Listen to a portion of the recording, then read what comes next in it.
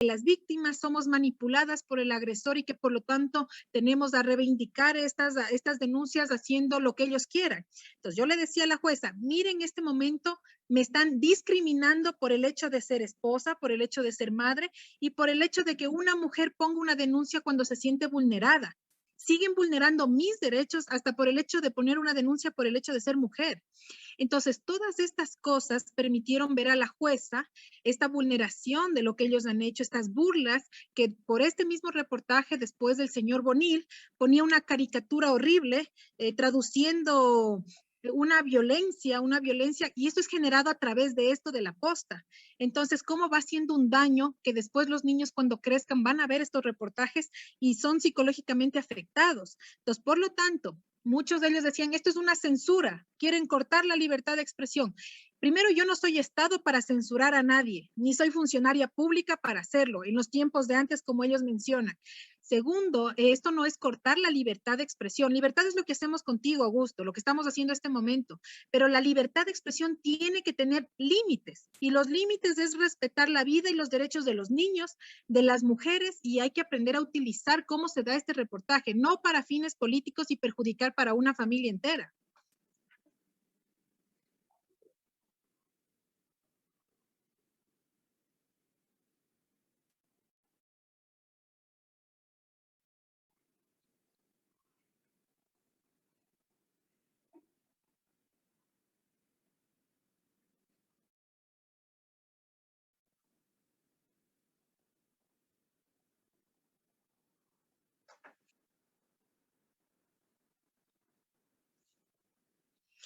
Sí, todos nos preguntamos porque es importante que la gente sepa que estos procesos reservados, ni siquiera los propios jueces tienen acceso a estos procesos reservados, estos documentos.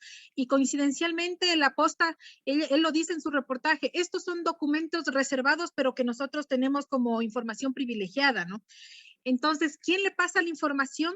¿Qué autoridades son las que están sacando la información para dar a estos periodistas?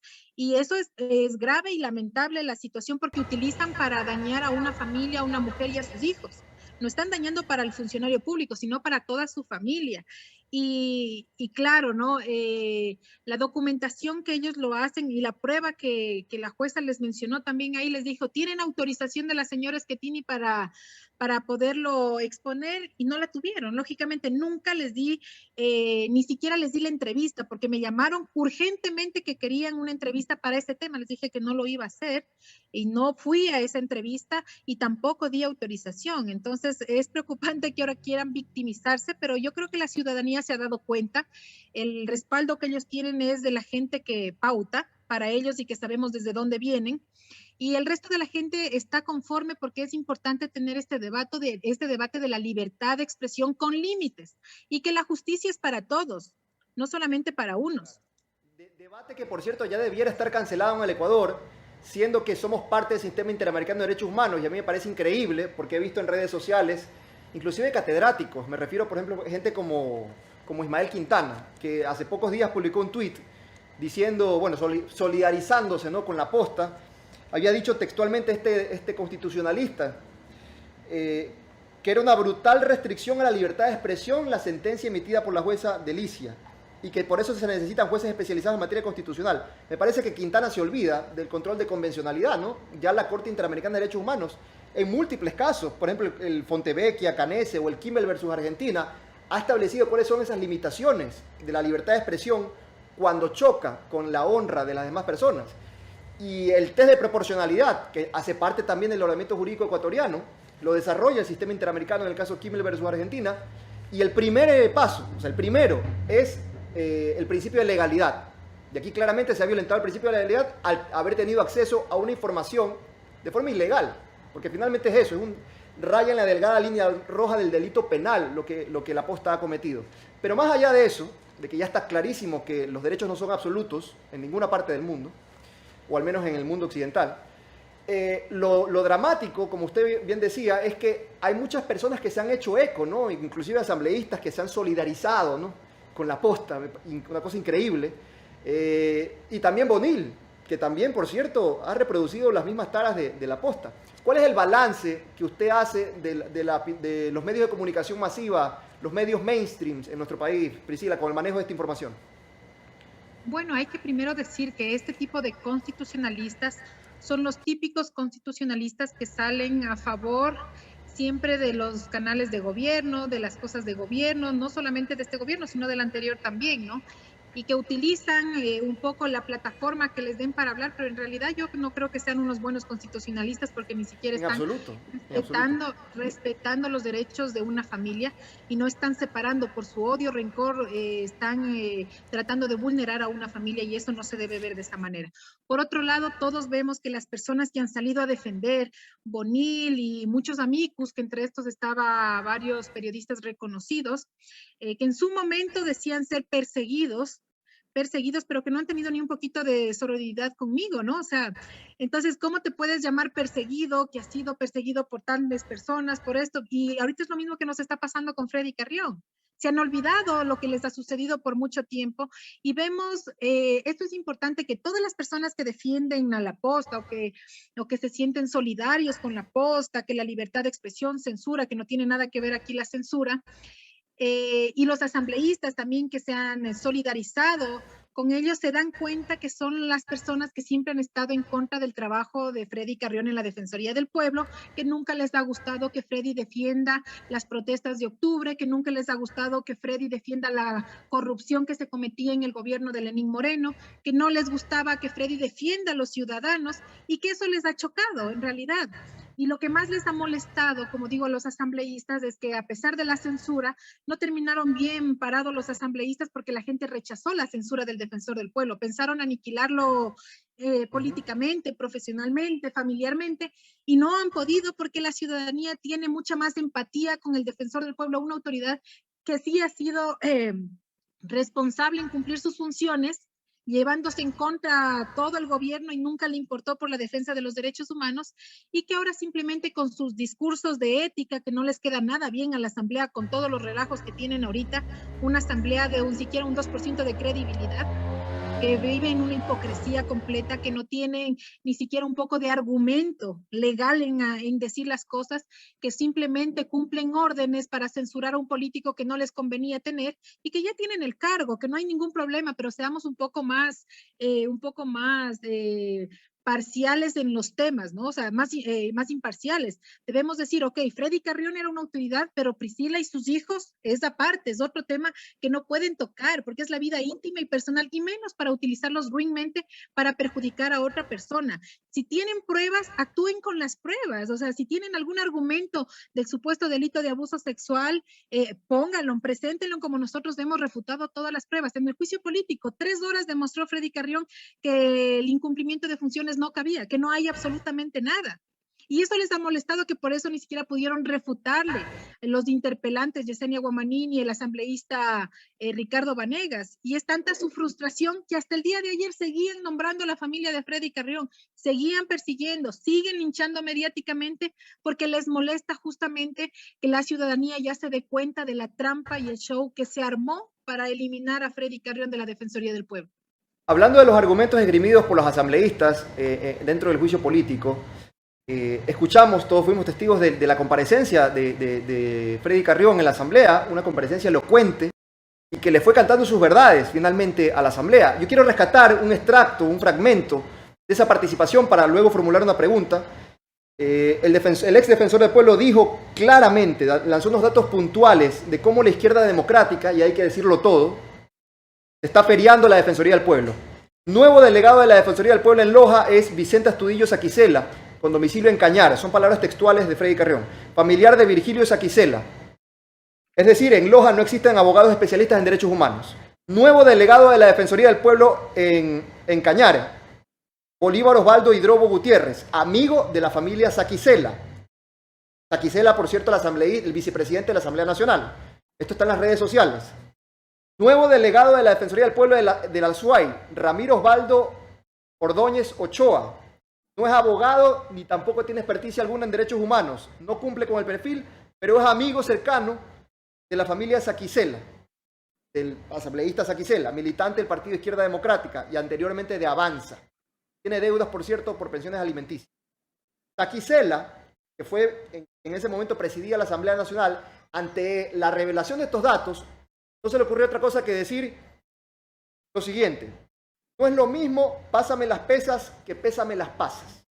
Ese es el nivel del debate que hemos llegado a la Asamblea Nacional. Yo quería preguntarle a usted, ya en este contexto, ¿qué intereses cree que tenga la izquierda democrática para estar en puestos de mando y control dentro de la Defensoría del Pueblo? ¿Cuál es la motivación final, ulterior, de tener estos puestos de mando por parte de izquierda democrática en un ente de derechos humanos como la Defensoría del Pueblo? La verdad es que primera vez que veo que se pelean tanto por una institución, o sea, se han peleado todo el mundo por esa institución y por los puestos, ¿no? Quien apoyaba a la anterior vicedefensora Rovira, que luego Freddy la cesó, por lo tanto era usurpadora.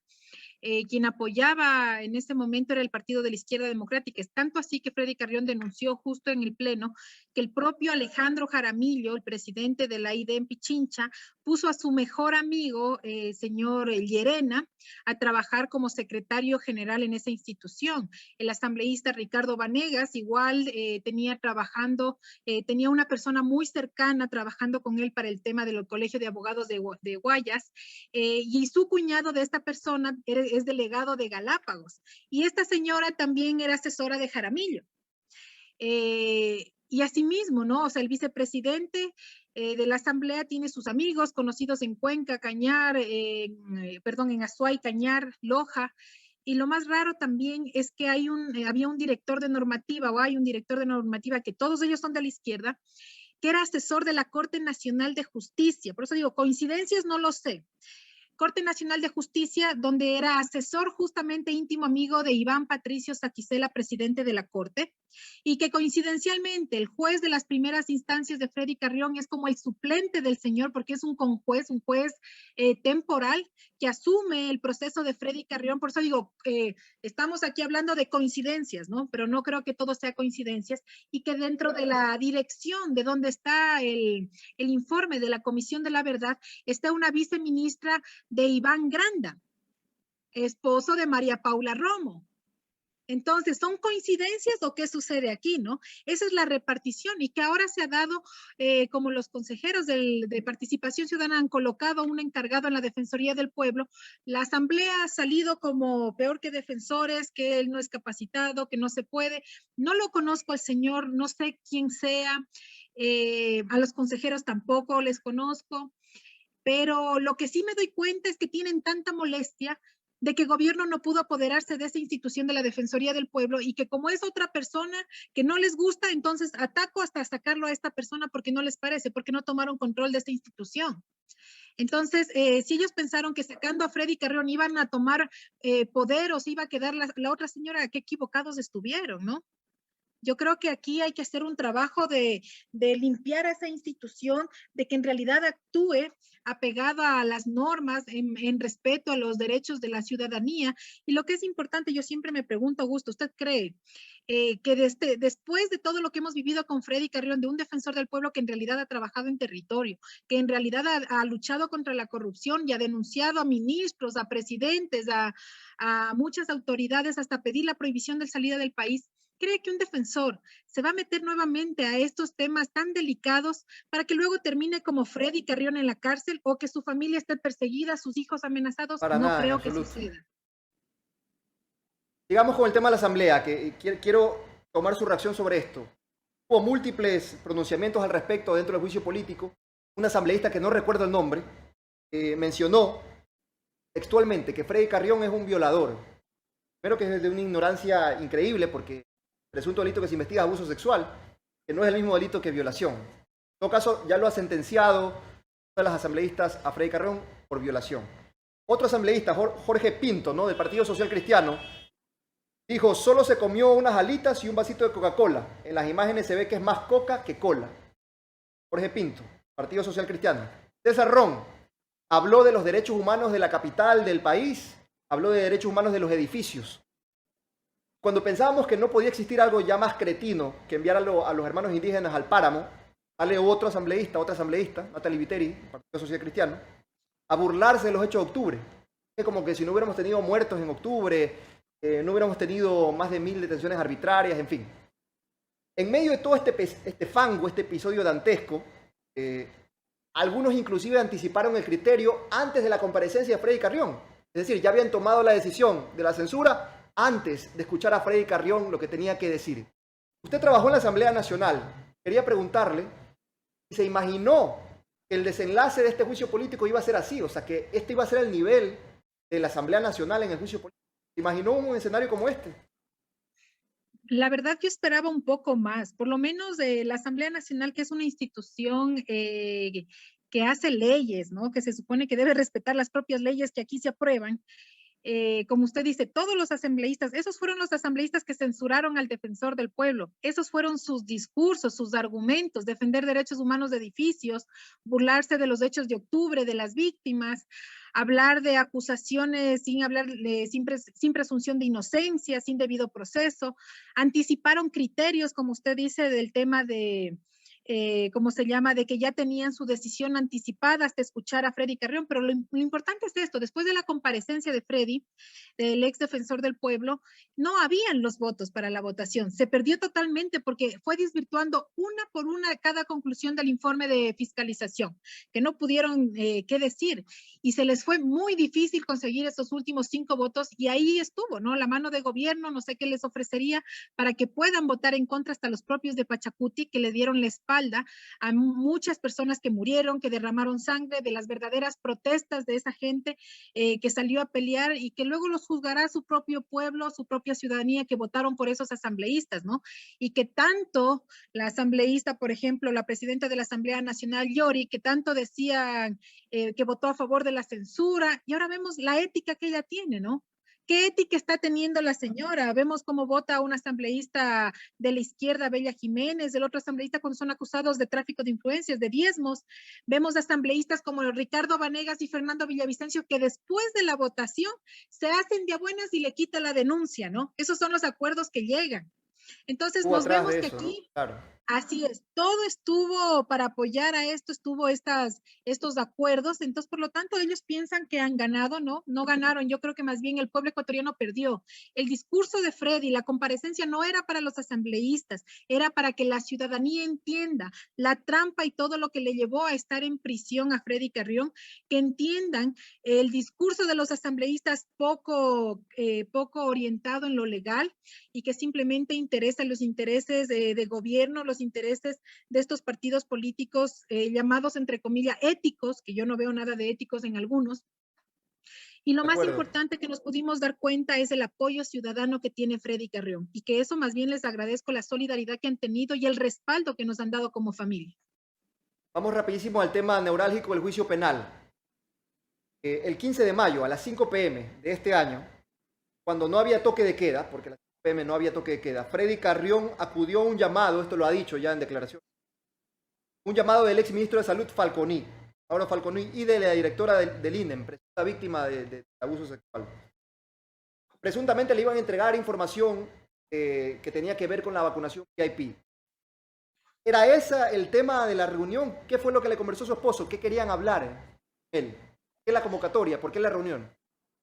Bueno, fueron 3 días de insistencia. El primer día fue el día jueves que fueron a visitarlo a la Defensoría del Pueblo el señor Mauro Falconi con su pareja para denunciar actos de corrupción del Ministerio de Salud. Le iban a entregar una lista de los vacunados VIP y también denunciaban actos de corrupción del CERCOP. El día viernes se quedaron en reunirse, le habían llamado, Freddy no pudo reunirse, no hablaron. No se reunieron, perdón. El día sábado, como no se reunieron, volvieron a escribirle y están los chats en el expediente, a insistirle que vayan para seguir tratando estos temas que quedaron pendientes. Y es así que él asiste a las 5 de la tarde, no lleva absolutamente nada, va simplemente él. Y es ahí donde, claro, le dan de comer, le dan algo y luego no se acuerda absolutamente nada, no tenía no le dieron la información y después vemos cómo todo cambia, ¿no? Cómo el ex ministro de Salud llama al ministro de Gobierno, cómo en esa noche la supuesta víctima y el señor Falconi mencionaban que eran personas desconocidas y extrañas que los habían agredido a los tres, que no sabían quién se habían ingresado y eso les decían a todos los policías, 14 como 9 policías, de comisaria, bomberos, El señor Falconi cambia las versiones 3 veces. En el hospital metropolitano mencionó que eran personas desconocidas, extrañas que les golpearon. A las 6:30 de la tarde del 16 de mayo mencionó que Freddy Carrión estaba parado al lado de la supuesta víctima. Y después, cuando ya lo premian como testigo protegido, después de haberle encontrado más de $46,570 en su departamento, entonces trata de salir a inculpar a Freddy Carrión mencionando que sí, que Freddy Carrión intentó abusar sexualmente de su esposa, cuando ni siquiera la supuesta víctima en su testimonio lo acusa a Freddy Carrión, ni tampoco presenta denuncia o acusación particular en este caso. Lo más raro de todo esto, Augusto, es que en horas de la tarde, a las 14:20 del 16 de mayo, le leen los derechos la fiscal Mayra Soria por una violación de toque de queda. Sí, jamás por una denuncia de abuso o agresión sexual. Esto ya se da como a las 10:30, 11 de la noche, el tema del delito de abuso sexual. No sabemos qué pasó durante todas estas horas. Y lo que también es importante, que los videos que se vieron filtrados a primeras horas de la madrugada, hasta por los mismos de la Posta, que no sabemos cómo sacaron la información, y todo el mundo, un video cortado, manipulado, y lo más grave, que los policías, miembros de la policía, adulteran un parte policial para que exista una flagrancia. Adulteración de partes. Yo siempre hago un ejemplo para que la ciudadanía entienda. Antes sembraban los delitos por droga, cuando querías deshacerte de las personas, cuando querías inculparlas por algún delito grave. Ahora le sembraron un delito de abuso sexual a Freddy Carrión, así de claro. Ahora por eso los abogados acusaron por fraude procesal a la fiscal general, al mayor de la policía por la adulteración del parte policial y a la señora Mayra Soria, porque todo esto existe un fraude procesal, irregularidades, se le leen los derechos por otra cosa y luego salen con otro tema. Al señor Falconi lo premian como testigo protegido después de encontrarle flagrantemente a la prima intentando sacar más de este dinero y celulares y computadoras, hasta balas utilizadas, y no hacen absolutamente nada. Entonces aquí el fin era tenerlo detenido a Freddy Carrión, que pierde el cargo y listo. Eso era lo que querían hacer, la venganza que tenían por la denuncia de lesa humanidad contra Lenín Moreno. Usted dice, después se enteran, ¿verdad?, de la existencia de esos casi $47,000, cuando una prima del INE va a recoger ese dinero. Finalmente después ya no se sabe cuál es la ruta de ese dinero, $47,000. ¿Qué hizo la fiscalía después con eso? No solo encontraron $47,000, sino también, como usted dice, arma ahí percutida, disparada, quiero decir. Y finalmente no se sabe si es que tenían permiso legal para portar armas. Es la casa de Mauro Falconi y tenía un arma ahí disparada. O sea, un delito que se configura de tenencia ilegal y porte de armas, en el 360 del Código Orgánico Integral Penal. Sobre eso, ¿qué ha hecho la Fiscalía? ¿Usted sabe algo al respecto? Bueno, no eran armas, eran balas utilizadas, balas percutidas utilizadas, sí. Y la parte de la pistola, sí. Exactamente. Sobre el dinero, lo incautaron, lo tiene la policía, está ahí con las series, pero después de que salió el juicio político, se cuestionaron la sorpresa, los asambleístas, de que, oh, sorpresa, ha habido dinero en este departamento, y diciendo que ellos han encontrado eso, cuando no es así. Yo lo he venido denunciando desde junio, que qué pasó, que por qué ese dinero no se ha hecho nada, y todos guardaron silencio, y me cuestioné a la fiscal que por qué no ha hecho nada, y sí que después de ese dinero, es lo que cambia de versión el señor Falconi. Y lo sorprendente es que si llegan con una máquina de contar dinero desde las 11 de la mañana hasta las 5 de la tarde, todo este tiempo para contar $47,000, ¿o acaso había más dinero? Ya nos dejen la duda de que si había más dinero ahí, y qué sucedió con eso. La fiscal dice que puso este proceso del dinero en una indagación previa de marzo del 2021, de marzo, que no tiene nada que ver con este dinero flagrante encontrado en mayo, pero quería justamente salvarle al señor Falconi para que pueda dar su testimonio anticipado inculpando a Freddy Carrión, porque eso es lo que les convenía. Entonces, este caso está completamente viciado, un caso que está armado por la propia policía, partes adulterados, una fiscal que hizo una falsa flagrancia, y que esto tiene que responsabilizarse las autoridades. Yo por eso digo, esto ya no es un caso solo de Freddy Carrión, sino de los ciudadanos, que nosotros tenemos que exigir justicia. Si esto le hacen al ex defensor del pueblo, a Freddy Carrión, usted o cualquier persona de su familia puede después estar involucrado en un supuesto delito asimismo armado, y no va a haber justicia que lo salve de una condena. Así será de ahora en adelante, y es lo que nosotros luchamos, que exista jueces que actúen en derecho. Quiero preguntarle algo sobre el momento mismo de la lectura de los derechos a Freddy Carrión dentro del hospital, la clínica Atlas. Hace una comparecencia, bueno, se presenta una fiscal de los derechos, pero ¿cuál era el estado de conciencia de Freddy Carrión en ese momento? Porque que debería haber estado acompañado de un abogado que lo represente, ¿no? ¿Había una persona que haya autorizado a Freddy Carrión en el momento en que se le hizo esta lectura de derechos?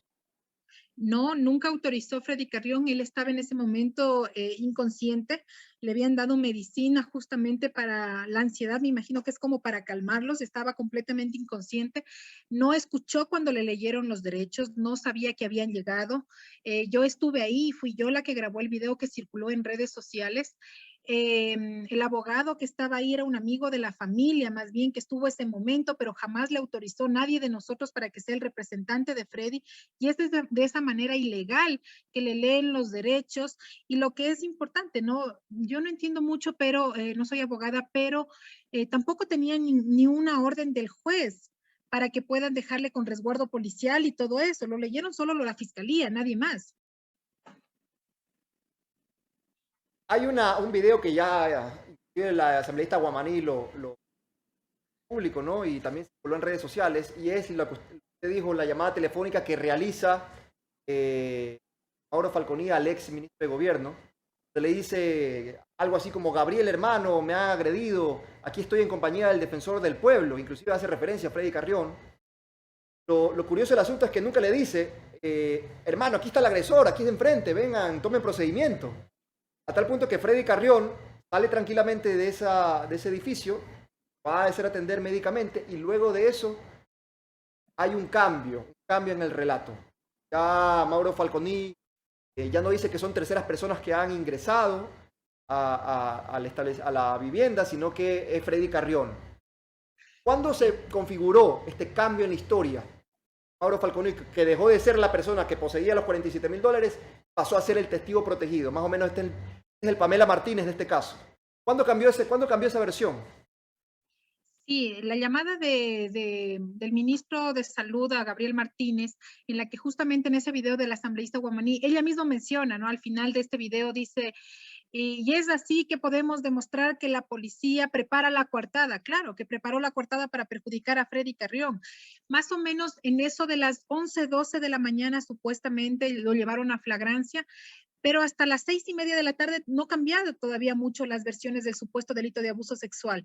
Es después de la noche, cuando ya lo llevaron por el dinero, cerca de las 8, 9 de la noche, que su pareja da el testimonio anticipado y ella no acusa a Freddy Carrión. Es más, le dicen, el señor Freddy Carrión le agredió físicamente a usted, y ella dice, no, no. Entonces no le servía ese testimonio para tenerlo en prisión a Freddy Carrión.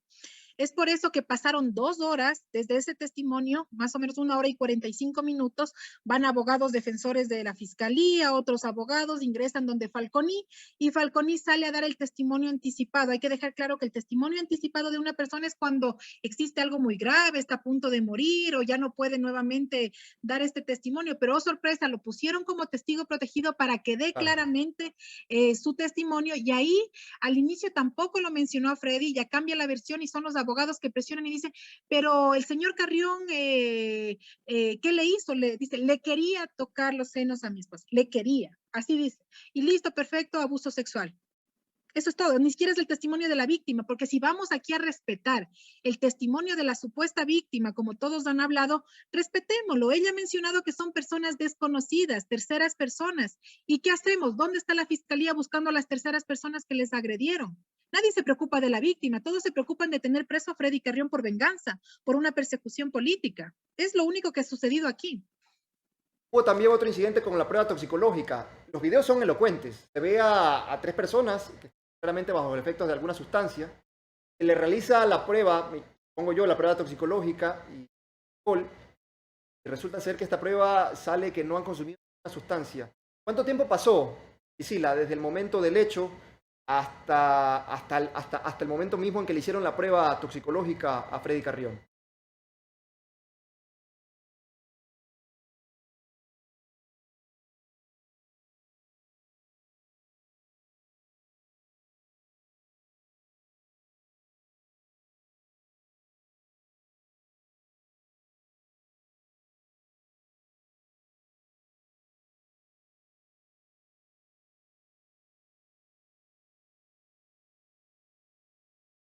en esos videos que son descontextualizados. Él en su intervención por 2 ocasiones en la asamblea y en la fiscalía menciona que Freddy Carrión lo que quería era calmarla a la señora, que se calme, que tranquila, que ya van a ver las cámaras, que no se preocupe, y quería sacarla para que regrese al departamento y no esté por todos los pisos.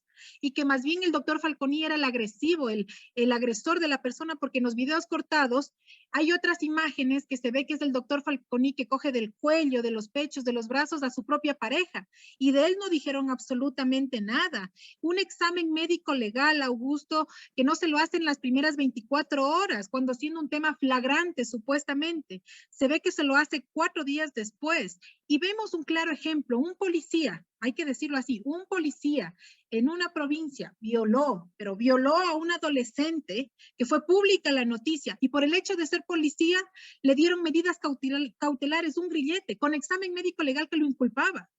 Y Freddy Carrión, que ni siquiera hay pruebas, no se ha demostrado absolutamente nada, ni siquiera hay acusación de la supuesta víctima, lo tienen detenido 4 meses simplemente por el gusto de un tema político y persecución política. Hay que dejarlo claro, todas estas irregularidades que estamos viviendo ya en nuestro país y que ya no tiene argumento alguno para tenerlo detenido. Los jueces han actuado no apegados a derechos, sino apegados a llamadas telefónicas, insistiendo de que lo tengan detenido hasta que pierda el cargo. Es lo que han conseguido. Esperamos ahora que, como ya tienen el cargo, ya tienen la defensoría, puedan ya demostrar la verdad de los hechos, se puede esclarecer las cosas. Seguiremos actuando apegados a la ley, desenmascarando todo lo que hay en este proceso, y que nunca más quede en impunidad estos actos, irregularidades, de violaciones al debido proceso, de presunción de inocencia, y de que se permita en el país de que hasta la propia policía adultere los partes policiales para inculpar a alguien que es inocente. ¿Hasta cuándo vamos a permitir los ecuatorianos esto?